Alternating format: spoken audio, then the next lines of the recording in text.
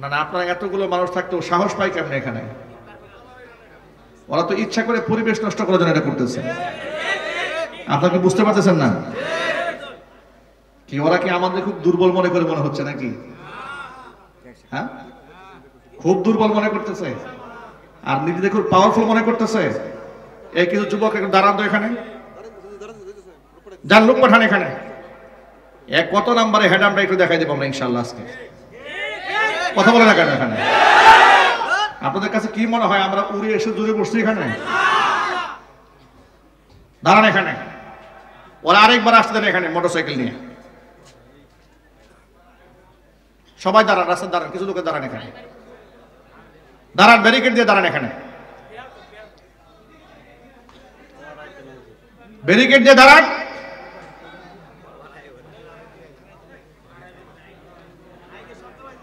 আরে ভাই, কুকুরকে মুগুর দিতে তো আমরা জানি তো। আমরা আওয়াজ নাই কেন? কি ভয় পান আপনারা? আপনারা কি আমাদেরকে দুর্বল মনে করেন? আপনারা মনে করেন হুজুর মানুষ খুব নরম টরম নাকি? আরে বাবা, স্বৈরাচারীর আমলে, শুনেন ভালো করে, কান খুলে শুনে রাখেন, কানটা খাড়া করেন। স্বৈরাচারীর আমলে জালেমের চোখে চোখ রেখে আমরা কথা বলে অভ্যস্ত লোক। আমাদের সামনে মাস্তানি করবে, কোরআনের পরিবেশ নষ্ট করবে। আরে বাবা, এটা তো আমার গানের মঞ্চ না, এটা আল্লাহর কোরআনের মঞ্চ, এটা হেদায়েতের মঞ্চ। হেদায়েতের মঞ্চে বাধা দিতে আসে আবু জেহেলের রক্তের আত্মীয়রা।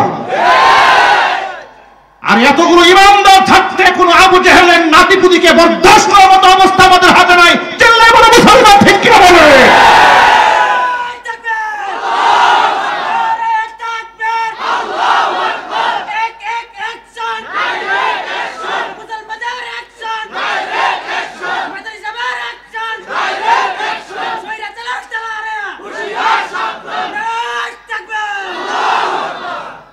আমি তো হতবাক হয়ে যাচ্ছি। এগুলো সাহস করে কিভাবে? এগুলো সাহস করে কিভাবে? হ্যাঁ,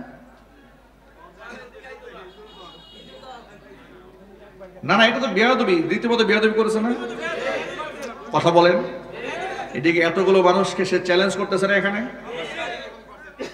কোন ভদ্রলোকের সন্তান গায়ে যদি বৈধ রক্ত থাকে, বৈধ মুসলমানের রক্ত থাকে, আচরণ করতে পারে না।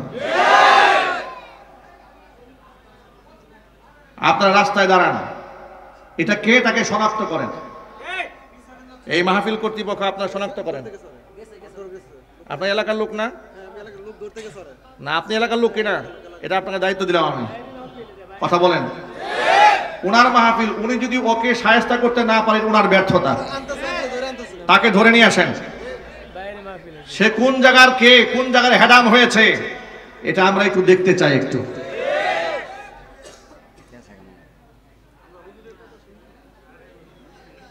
কয়বার করেছে এরকম? 4 বার। হ্যাঁ, 3-4 বার করেছে। হ্যাঁ, একাধিকবার আমি আবার শুনেছি, বারবার করেছে।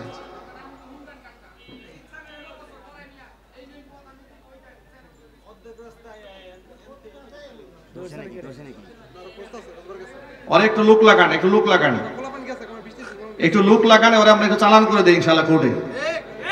কথা বলে না কেন? ডাইরেক্ট পাঠাই দেবো, জায়গা মতো আয়না করে পাঠাই দেবো ইনশাআল্লাহ, টেনশন নাই। এখন তো আমাদের পাঠানোর দিন। এতদিন আমাদের পাঠাইছে না, এখন আমরা পাঠাবো ইনশাআল্লাহ। বলেন, আপনারা ঐক্যবদ্ধ থাকবেন ইনশাআল্লাহ। দেখবেন শয়তান কেমনে শায়েস্তা করতে হয়, এটা আমরা সোজা করে ফেলবো ইনশাআল্লাহ। আল্লাহ তাআলা ঐক্যবদ্ধ থাকার তৌফিক দান করেন। চিৎকার দেখুন আল্লাহুম্মা আমিন। প্রিয় ভাইয়েরা, মাদ্রাসার জন্য আপনারা দোয়া করবেন। এই মাদ্রাসার জন্য আমি অন্তরস্থল থেকে দোয়া করি। আল্লাহ তাআলা এই মাদ্রাসাকে যেন কবুল করেন। জোরে বলেন আল্লাহুম্মা আমিন। আল্লাহ সুবহানাহু ওয়া তাআলা ইসলামের খেদমতে আমাদের সকলকে কবুল করেন, মঞ্জুর করেন। সকলে জোরে বলেন আল্লাহুম্মা আমিন। এই বসেন, দোয়া হয়ে যাবে ইনশাআল্লাহ। দোয়া হওয়ার পরে ইনশাআল্লাহ আপনারা উঠবেন। ইস্তিগফার বলুন, আস্তাগফিরুল্লাহ রাব্বি মিন কুল্লি যামবি ওয়া আতুবু ইলাইহি ওয়া লা হাওলা ওয়া লা কুওয়াতা ইল্লা বিল্লাহিল আলিয়্যিল আযীম। আল্লাহুম্মা সাল্লি। না, বাস্তব কথা বললাম। সে কি শুধু এই চিন্তায় করেছে, না মনে মনে আরো অনেক কিছু চিন্তা করা শেষ? অনেক কিছু চিন্তা করে ফেলেছে। তাহলে এই যে তার গুনার চিন্তার জন্য হাতিয়ারটা তৈরি করে দিল কে? স্বামী নিজেই করেছে। কথা বলতে হবে তো, ঠিক কিনা বলেন?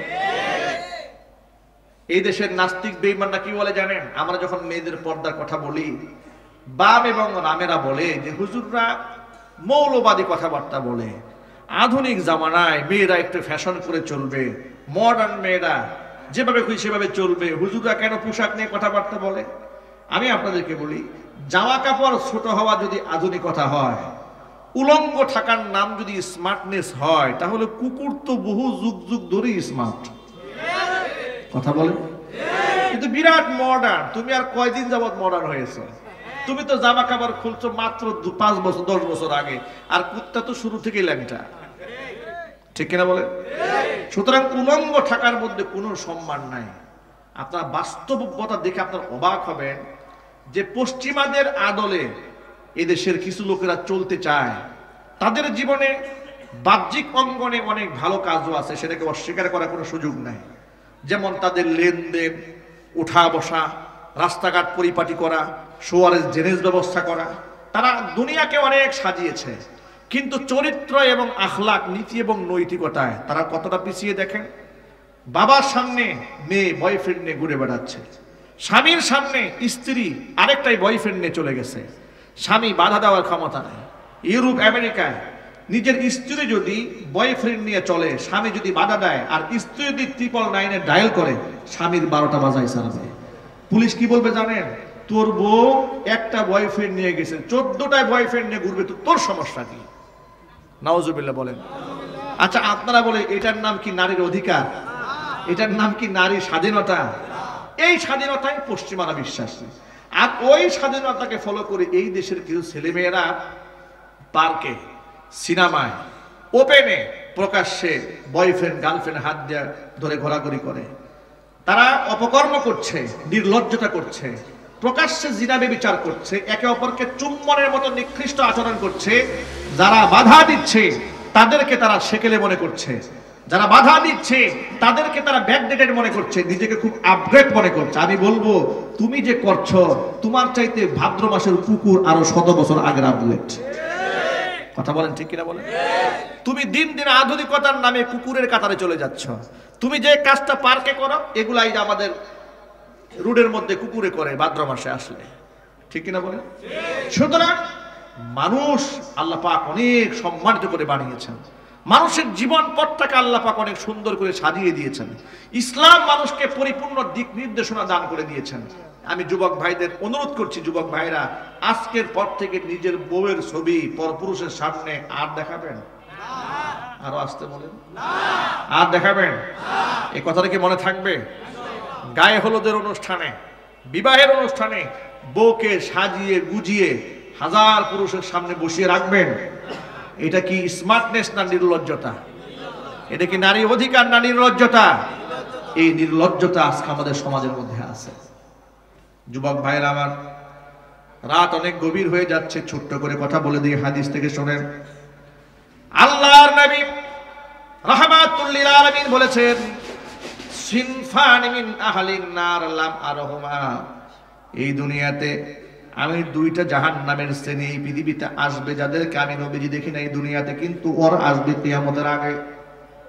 ইতোমধ্যে তাদের আগমন শেষ হয়ে গেছে। 1 নাম্বার, রিজালুম বিআইদিহিম সিয়াতুন কাযরাবিল বাকর, এমন কিছু যুবকদের আবির্ভাব ঘটবে দুনিয়াতে, যাদের প্রত্যেকের হাতে গরুর লেজের মতো লাঠি থাকবে। অন্যায়ভাবে তারা মানুষের গায়ে আঘাত করবে। মুহাদ্দিসিনে কেরামরা ব্যাখ্যা করে বলেছেন, এটা হচ্ছে সমাজের মধ্যে ওই সমস্ত গুন্ডা ক্যাডার যারা অন্যায়ভাবে মানুষদেরকে প্রহার করে, ওই সমস্ত পুরুষরা জাহান্নামে। জোরে কর নাউযুবিল্লাহ। 1 নাম্বার। 2 নাম্বার হচ্ছে নিসাউন কাসিয়াতুন আরিয়াতুন মুমিলাতুন মাইলাতুন রুসুহুন্না কাসনিমাতিল বুখতিল মাইলা। আল্লাহ নবী বলেছেন, এমন কিছু নারীদের আবির্ভাব ঘটবে আখিরি জামানায়, কিয়ামতের আলামত। যে সমস্ত মেয়েরা মুমিলা, এমন মেয়েরা আসবে যারা পোশাক পরে উলঙ্গ থাকবে, চিৎকার দিয়ে কোন নাউজুবিল্লাহ। প্রশ্ন হলো পোশাক পরে মানুষ উলঙ্গ থাকে কেমনে? এই ব্যাখ্যা তো আপনাদের সামনে জোরালো ভাবে করার কোনো প্রয়োজন নাই, ইতিমধ্যে আপনারা বুঝে ফেলেছেন। তাও মুহাদ্দিসরা যেই ব্যাখ্যা বলেছেন আপনাদের শোনায় দেই। মুহাদ্দিসরা হাদিসের ব্যাখ্যা বলেছেন নিসাউন কাসিয়াতুন আরিয়াতুন, পোশাক পরেও মানুষ উলঙ্গ থাকার সিস্টেমটা হলো এমন পোশাক মেয়েটা পরেছে যে পোশাক পরার পরেও তারা বাহির থেকে ভিতরে অঙ্গ প্রত্যঙ্গ স্পষ্ট দেখা যায়। জোরে কোন নাউজুবিল্লাহ। এই হচ্ছে একটা। আরেকটা হচ্ছে এত পাতলা পোশাক পরেছে বাহির থেকে ফুটে উঠেছে, চিৎকার দিয়ে কোন নাউজুবিল্লাহ। এখন আপনাদেরকে বলি, এমন পোশাক দেশে আছে না নাই? একটু জোর আওয়াজে বলতে হবে, আছে না নাই? এই হচ্ছে নিসাউন কাসিয়াতুন আরিয়াতুনের ব্যাখ্যা। রুউসুহুন্না কাসনিমাতিল বুখতিল মাইলা, এদের মাথার হেয়ার স্টাইল হবে উটের কুজের মতো, মাথার মধ্যে খোপা বাঁধা। মুমিলাতুন মাইলাতুন, এরা নিজেরা পর পুরুষের দিকে ঝুঁকবে, পর পুরুষদেরকে নিজেদের প্রতি আকৃষ্ট করবে। জোরে কোন নাউজুবিল্লাহ। এই সমস্ত ব্যক্তিরা লা ইয়াদখুলনাল জান্নাতা।